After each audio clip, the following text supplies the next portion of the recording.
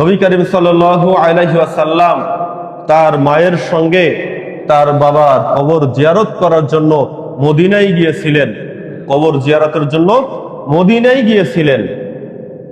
নবী সাল্লাল্লাহু আলাইহি ওয়াসাল্লামের বাবা আব্দুল্লাহ ব্যবসায়িক কাজের জন্য সিরিয়ায় গিয়েছিলেন। সিরিয়া থেকে আসার সময় মদিনা শহরে এসে তিনি অসুস্থ হয়ে যায়, আর মদিনা শহরে তিনি ইন্তেকাল করেন। মদিনা শহরে আমার আপনার নবীর বাবা নবীজি সাল্লাল্লাহু আলাইহি ওয়াসাল্লাম যখন গর্ভে ছিলেন তখনই তিনি ইন্তেকাল করেন। তো নবী সাল্লাল্লাহু আলাইহি ওয়াসাল্লাম তার মায়ের সঙ্গে কাফেলা করে মদিনায় গেলেন বাবার কবর দেখার জন্য। বাবার কবর দেখে ফিরে আসার সময় আবওয়া নামক স্থানে, মক্কা এবং মদিনার মাঝামাঝি একটি স্থান, ওই জায়গায় এসে মা আমেনা অসুস্থ বোধ করলেন এবং ইন্তেকাল করলেন। ওই আবওয়া নামক স্থানেই আমার আপনার নবীজির মা আমেনাকেও দাফন করা হয়। এরপর আমার আপনার নবী একেবারে জনমের মতো এতিম হয়ে গেলেন। মা বাবা পৃথিবীতে কেউ থাকলো না। 6 বছর বয়সে মাকে হারালেন, একেবারে এতিম। কাকে মা বলে ডাকবে? একমাত্র দুধ মা হালিমা ছাড়া তার কেউ নেই। আমার আপনার নবীজিকে মক্কায় নিয়ে আসা হলো। মক্কায় এসে দাদার কাছে থাকতে লাগলেন, আব্দুল মুত্তালিবের কাছে থাকতে লাগলেন। 2 বছর পরে যখন বয়স 8 বছর, তখন দাদা আব্দুল মুত্তালিবও দুনিয়া ছেড়ে চলে গেলেন। আব্দুল মুত্তালিব আমার আপনার নবীজিকে অনেক আদর করতেন, যেহেতু তার ছোট ছেলে আব্দুল্লাহ তার আদরের ছেলে। কেন বেশি আদর করতেন? আব্দুল মুত্তালিব, মক্কা নগরীতে বৃষ্টি হয় না, অনেকদিন পর্যন্ত বৃষ্টি হয় না। তিনি বললেন, কাবা ঘরের সাথে মাথা হেলান দিয়ে, মাথা ঠিকিয়ে দিয়ে বললেন, ও কাবা ঘরের মালিক, তুমি যদি এই মক্কাতে বৃষ্টি বর্ষণ করো, তাহলে আমি আমার সন্তানদের মধ্য থেকে যে কোনো একজন সন্তানকে আমি কুরবানি করব। যে কাবা ঘরের সাথে মাথা ঠিকিয়ে যখনই এই দোয়া করছে, আল্লাহ সাথে সাথেই মক্কা নগরীতে বৃষ্টি নাজিল করলেন, বৃষ্টি দিলেন।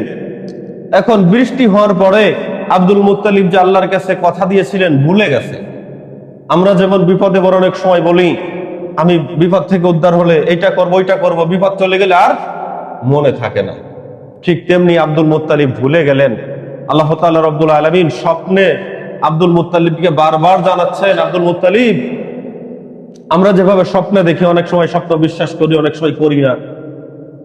তো উনি ওই রকম বারবার স্বপ্নে দেখে যে তিনি কুরবানির করার জন্য ঘোষণা করেছিলেন, আল্লাহর কাছে বলেছিলেন যে আল্লাহ, মক্কা নগরীতে বৃষ্টি হলে আমার সন্তানদের যে কোনো একজনকে আমি কুরবানি করব। বারবার স্বপ্নে দেখার পরে তার বিষয়টা মনে পড়ছে যে আসলেই তো আমি নিয়ত করেছিলাম। তার সন্তান ছিল, বিভিন্ন কিতাবে বিভিন্ন ভাবে আসছে, সর্বসাকুল্যে বেশিরভাগ জায়গায় আসছে 10টা ছেলে ছিল আব্দুল মুত্তালিবের। প্রথম বড় ছেলেকে ডাকলেন যে আমি এই মক্কা নগরীতে বৃষ্টি না হওয়ার কারণে নিয়ত করেছিলাম যে বৃষ্টি হলে, এই মক্কা নগরীতে যদি বৃষ্টি হয়, আমার একটা সন্তানকে আমি কুরবানি করব। তো তুমি তো আমার বড় ছেলে, তুমি কি রাজি আছো কিনা বলো। সে বললেন যে না, বৃষ্টি হয়েছে সবার জন্য, সবার কাজে লাগছে, আমি কেন জীবন দিব। এভাবে দ্বিতীয় ছেলে, তৃতীয় ছেলে সবাইকে জিজ্ঞাসা করার পর কেউ রাজি হলো না। আব্দুল্লাহ, আমার আপনার নবীজির বাবা, তিনি বললেন, বাবা, তুমি যেহেতু কাবা ঘরের সাথে মাথা ঠিকিয়ে দিয়ে কাবা ঘরের মালিকের কাছে হাত তুলে বলছিলা যে আল্লাহ আমি কুরবানি করব, বাবা তুমি যদি ভালো মনে করো, আমি তো ছোট, আমাকে দিয়ে যদি তোমার কুরবানি হয়, তাহলে বাবা আমি রাজি আছি, তুমি আমাকে কুরবানি করো। সুবহানাল্লাহ। এই যে আব্দুল্লাহ তার বাবার কথা মেনে নিয়ে যখন বললেন যে বাবা আমি রাজি আছি, তখন থেকেই আব্দুল্লাহর প্রতি আব্দুল মুত্তালিবের দয়া মায়া আরো বেড়ে গেল। যে আমার আরো 9টা সন্তান ছিল, কেউ রাজি হলো না। আর আব্দুল্লাহ ছোট বাচ্চা, ও তো ভয়েই বলবে যে না, আমি কখনই কুরবানি হবো না। কিন্তু ওই আমার কাছে যেহেতু বললো যে বাবা তোমার যা ভালো মনে হয়, আমাকে দিয়ে যদি কুরবানি চলে, তাহলে আমাকে তুমি কুরবানি করো। কুরবানি করবেন। আব্দুল্লাহকে যখন কুরবানি করতে যায়, ওই জায়গায় অনেক ঘটনা। আরবের মক্কা নগরীর সকল মানুষ এসে আব্দুল মুত্তালিবকে বাধা দিলেন প্রথমে, যে শোনো, তোমার এই ছেলে সাধারণ কোনো ছেলে না, আব্দুল্লাহকে নিয়ে যদি আমরা কোনো ব্যবসায়ী যাই, ও বাচ্চা ছেলে, সেই ব্যবসার মধ্যে আল্লাহ বরকত দেয়, রহমত হয়, আমরা কোনো বিপদে পড়ি না। ও যে কাজে হাত দেয় সেই কাজই রহমত দ্বারা পরিপূর্ণ হয়ে যায়। আব্দুল্লাহকে কুরবানি করা যাবে না। একেবারেই শেষ যখন কুরবানি করতে যাবেন, তার আগের দিন আল্লাহ রাব্বুল আলামিন স্বপ্নে দেখালেন যে আব্দুল মুত্তালিব, তুমি যে কুরবানির জন্য নিয়ত করেছিলে আর কুরবানি করার জন্য যেভাবে তুমি প্রস্তুতি নিয়েছো, আমি এই কুরবানি কবুল করেছি। এই আব্দুল্লাহর মধ্যেই আছে আমার নবী, আমার মাহবুব, আমার বন্ধু মুহাম্মদ সাল্লাল্লাহু আলাইহি ওয়াসাল্লাম পৃথিবীতে আসবে, তোমার নাতি ছেলে হবে, আরো আগেই খবর দিয়েছিলেন। আর তোমার এই কুরবানি আমি কবুল করে নিয়েছি, কুরবানি আর দেওয়ার প্রয়োজন নেই। তখন থেকেই আব্দুল্লাহর প্রতি আলাদা রকম একটা দয়াময় কাজ করে আব্দুল মুত্তালিব। তো যখন আব্দুল্লাহ ইন্তেকাল করলেন, ওই ভালোবাসাটা সম্পূর্ণ চলে আসলো আমার আপনার নবীজির প্রতি। 6 বছর বয়সেই মা বাবা দুইজনকে হারালেন, আমার আপনার নবী ইতিম হয়ে গেলেন, আব্দুল মুত্তালিবের কাছে থাকলেন। 2 বছর পরে যখন 8 বছর বয়স হলো আমার আপনার নবীর, তখন আব্দুল মুত্তালিব দুনিয়া ছেড়ে চলে গেলেন। এরপরে সমস্ত দায়ভার আসলো আবু তালেবের উপরে। আমার আপনার নবীজির চাচা, আরো তো 9 জন চাচা ছিল, কিন্তু 9 জনের কেউ এত বেশি আদর করে না, ভালোবাসে না। আবু তালেব তিনি সবসময় নিজের সন্তানের থেকেও আমার আপনার নবীজিকে বেশি ভালোবাসতেন, আদর করতেন। নবীজি যখন নবুয়তি লাভ করলেন, নবুয়তি লাভ করার পরে আবু তালেব একদিন বলতেছে, ওগো ভাতিজা মুহাম্মদ সাল্লাল্লাহু আলাইহি সাল্লাম, এখন তো তুমি নবী হয়েছো, তোমার ছোটবেলার কিছু কথা আমি তোমাকে বলি। নবীজি সাল্লাল্লাহু আলাইহি ওয়াসাল্লাম বললেন, চাচা আপনি বলেন। আবু তালেব বলে, ওগো ভাতিজা মুহাম্মদ সাল্লাল্লাহু আলাইহি ওয়াসাল্লাম, তোমাকে নিয়ে যে কোনো ব্যবসায় গেলে ব্যবসার মধ্যে লাভ হয়।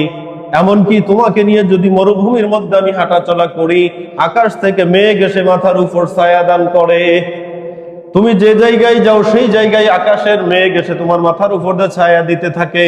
আর একদিন আমি তোমাকে দেখতে পেলাম, তুমি মেষ ভেড়া দুম্বা তুমি জমিনের মধ্যে খাওয়ানোর জন্য নিয়ে গেছো। একটা সময় তুমি ক্লান্ত হয়ে শুয়ে পড়ছো, একটা সাপ এসে ফনা তুলে তোমাকে বাতাস করতেছে। সুবহানাল্লাহ। ওগো মুহাম্মদ, তুমি যে নবী আমার বিশ্বাস হয়, কিন্তু তিনি কালেমা গ্রহণ করে নাই। তুমি যে নবী আমার বিশ্বাস হয়, কারণ তুমি ভেড়া দুম্বা জমিনের মধ্যে ঘাস খাওয়ানোর জন্য নিয়ে যাও, তোমাকে সাপ এসে ফনা তুলে কামড় দিবে, কামড় দেওয়ার পরিবর্তে তোমাকে ফনা তুলে বাতাস দেয়, পাখার মতো করে বাতাস দিতে থাকে, আর তুমি আরামে ঘুমাও। আকাশের মেঘ এসে ছায়া দেয়, তোমার উপর রোদ পড়তে দেয় না। শুধু তাই নয় মুহাম্মদ, তুমি শোনো, তোমাকে নিয়ে যেই ওয়াক্তের সময় খাবার খেতে বসি, তুমি সাথে থাকা অবস্থায় সাধারণ খাবার খেলেও সেই খাবারের স্বাদ অনেক গুণ বৃদ্ধি হয়ে যায়। সুবহানাল্লাহ। আর তুমি যেই বেলায় যে ওয়াক্তে আমাদের সঙ্গে খাবার খাও না, অন্য কোথাও খাবার খাও, ওই ওয়াক্তে আমরা যত ভালো খাবার নিয়ে খেতে বসি, ওই খাবারের মধ্যে আমরা আসল কোনো স্বাদ পাই না। সুবহানাল্লাহ। আবু তালেব বলেন, ভাতিজা মুহাম্মদ সাল্লাল্লাহু আলাইহি সাল্লাম শোনো, শুধু তাই নয়, তুমি যখন ছোট ছিলে বিছানার মধ্যে শুয়ে থাকতে, শুয়ে শুয়ে যখন হাত পা নাড়াতে, তোমার হাত পার সঙ্গে আকাশের চাঁদ পর্যন্ত খেলা করত। তোমার হাত পা ডান দিকে নিলে আকাশের চাঁদ ডানে যেত, বামে নিলে আকাশের চাঁদ বামে চলে যেত। তোমার সঙ্গে আকাশের চাঁদ পর্যন্ত খেলা করছে। সুবহানাল্লাহ। ওগো মুহাম্মদ, ভাতিজা তুমি যে নবী আমার বিশ্বাস হয়, কিন্তু বাপ দাদার ধর্ম ছেড়ে আমি তোমার ধর্ম, আমি কালেমা গ্রহণ করতে পারবো না। শেষ পর্যন্ত 44 বছর 6 মাস আমার আপনার নবীজিকে তিনি দেখে দেখে রেখেছিলেন। এরপর আবু তালেব তিনি ইন্তেকাল করেন। যখন আবু তালেব ইন্তেকাল করবে, কিছুক্ষণ আগে আমার আপনার নবী পাশে বসে চোখের পানি ছেড়ে কাঁদলেন আর বললেন যে, চাচা, মায়ের গর্ভে থাকতেই বাবা দুনিয়া ছেড়ে চলে গেছে, বাবা কি জিনিস আমি বুঝতে পারি নাই। আমার বাবার যা আদর আছে সমস্ত আদরই তো চাচা আপনি আমাকে দিয়েছিলেন। মা যখন 6 বছরে চলে গেল, এরপর থেকেই তো আপনার কাছে আমি সারাটা জীবন আমার পাশে থাকলেন। চাচা যা কিছু করেছেন, এখন শুধু একবার বলুন যে লা ইলাহা ইল্লাল্লাহ। আপনি তো আমি নবী হিসাবে মানেন, আগেই বলছেন তুমি নবী, আমি বিশ্বাস করি। যেহেতু বিশ্বাস করেন, শুধু লা ইলাহা ইল্লাল্লাহটা বলেন, চাচা তাহলে কিয়ামতের দিন আমি আল্লাহর কাছে সুপারিশ করে বলবো যে আল্লাহ আমার চাচা যা কিছু করেছে মাফ করে দাও, কারণ আমার চাচা বিপদে আপদে সব সময় আমার পাশে পাশে থাকতো, আল্লাহ তুমি আমার চাচাকে মাফ করে দাও, আমি বলতে পারবো। আবু তালেব তখনও কালেমা পড়লেন না, বললেন যে না, বাপ দাদার ধর্ম আমি ছাড়তে পারবো না। তিনি ছাড়লেনও না, বেঈমান হয়ে ইন্তেকাল করলেন। কিন্তু বেঈমান হলেও তিনি আপনার নবীজির ব্যাপারে যা কিছু বলে গেছেন, এই কথাগুলো যদি আমরা বিশ্বাস করি, এই কথাগুলো নিয়ে যদি আমরা আমল করি, ইমানের উপর রাখি, তাহলে আমরা বেঈমান হব না।